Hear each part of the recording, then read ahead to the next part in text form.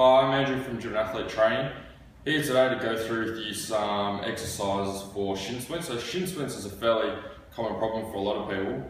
The main cause for shin splints is sudden changes in shoes, ankle injuries, old ankle injuries, and also changes in running styles or surfaces that you've been running on. So you'll find it's a lot easier or softer to run on grass than it is to run on concrete or footpaths. So I'm going to go through a few exercises today with you that will hopefully help out with your shin splints. If you have any questions at all about what we do, you can put them in the comment section below and I'll get back to you.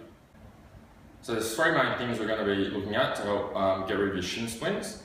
The first thing we're going to be looking at is mobility. So we need to make sure that our ankles have full range of motion to be able to absorb the full impact.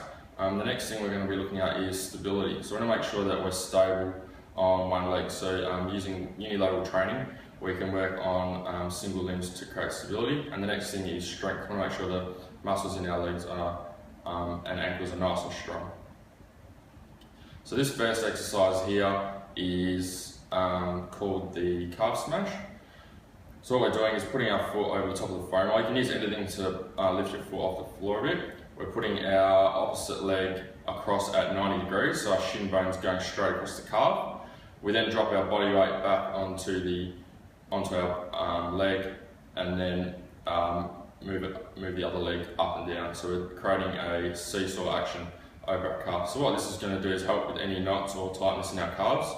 Our calves are linked to our ankles in helping our range. So you'll find most of the time if you have tight ankles, you're more than likely to have a tight calf. So you give that exercise a go and see how you go.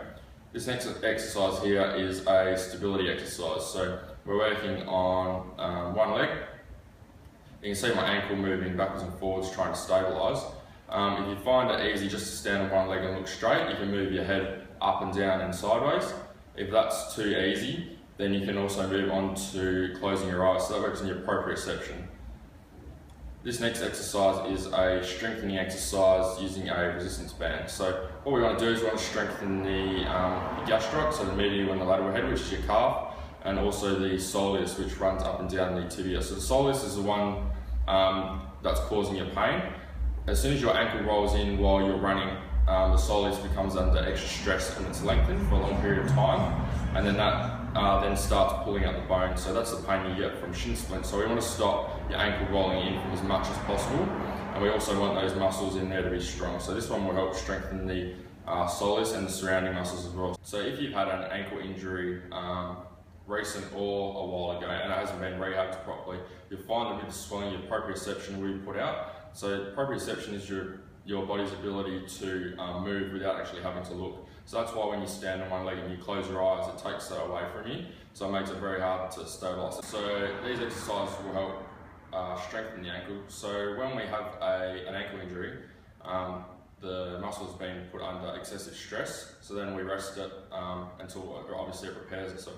When it repairs itself, it comes back weaker than it was before. So by using these exercises, we can help to regain full range of motion back into the joint, as well as strengthen those muscles up again, instead of going straight back to running and having weak ankles or calves that aren't functioning properly. I hope this was helpful. If you have any questions at all, you can post to the comments below and I'll get back to you as soon as I can. Thanks for listening.